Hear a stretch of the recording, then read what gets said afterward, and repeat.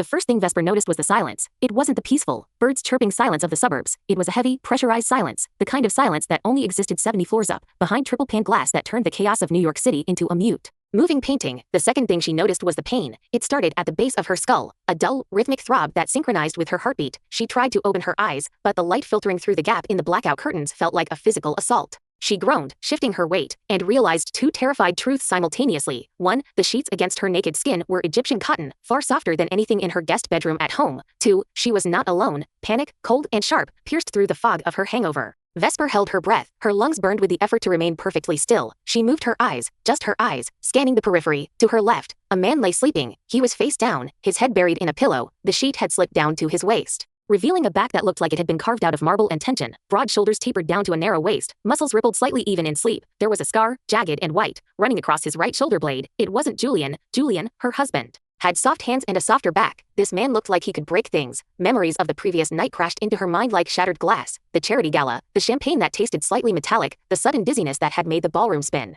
A hand catching her elbow, a deep voice, a car ride, and then, heat. She squeezed her eyes shut. The shame was a physical weight in her gut, heavy and sour. She had cheated, after 3 years of a sexless, loveless marriage. She had finally broken the one rule that kept a roof over her head. She had to get out. Vesper slid her leg out from under the duvet. Every movement felt amplified, the rustle of fabric sounding like a gunshot in the quiet room. She put one foot on the floor, then the other. Her legs were trembling, weak and jelly-like. She scanned the floor for her clothes. Her dress, a silver slip of silk she hated, was in a heap near the door. Her heels were kicked into a corner. She dressed in a frenzy, her fingers fumbling with the zipper. It was broken. Of course it was broken. She found a safety pin in her clutch and secured the fabric, the sharp point pricking her skin. Good. The pain grounded her. She needed to leave now, before he woke up, before she had to look him in the eye and see the transaction in his gaze. She found a notepad on the nightstand. She reached for it, intending to write something, an apology, a goodbye. Her eyes caught the embossed letterhead, the Sterling Plaza. Vesper froze, her blood ran cold. Sterling. It was her husband's family name. It was the name on her marriage license. She looked back at the sleeping man. Panic clawed at her throat. Could it be? A cousin? A distant relative visiting from Europe? The family was vast, but she thought she knew the key players. She studied him again. The scar, the sheer size of him. He didn't look like the soft,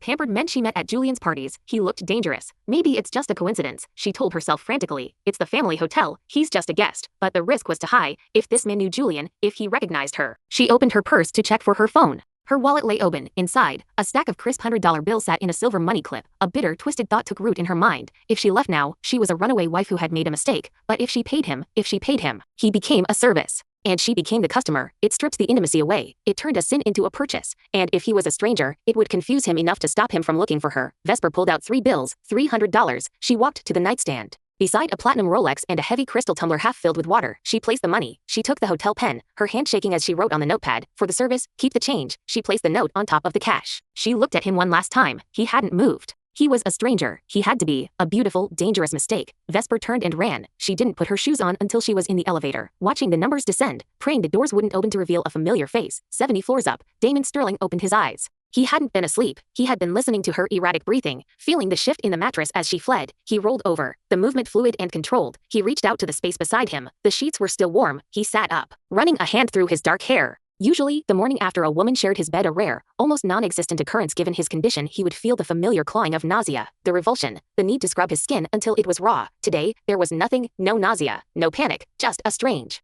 hollow hunger. His eyes landed on the nightstand. He frowned. He reached out and picked up the bills. Benjamin Franklin stared back at him, mocking. $300. A low, dark laugh rumbled in his chest. It was a rusty sound. He couldn't remember the last time he had laughed. She had treated him like a gigolo. Damon Sterling, the man who controlled half the city's skyline, the man whose net worth had more zeros than she could probably count, had been tipped. He picked up the note. The handwriting was elegant, sharp, hurried, for the service. He crushed the paper in his fist. His eyes, the color of a stormy sea, narrowed. He picked up the landline phone. He didn't dial a number. He just pressed a single button. "Scott," he said, his voice gravelly with sleep and menace. "There was a woman in my room. She just left." "Check the lobby cameras, sir." The assistant's voice was trembling. "Find her," Damon commanded. "I don't care what it takes. Find her."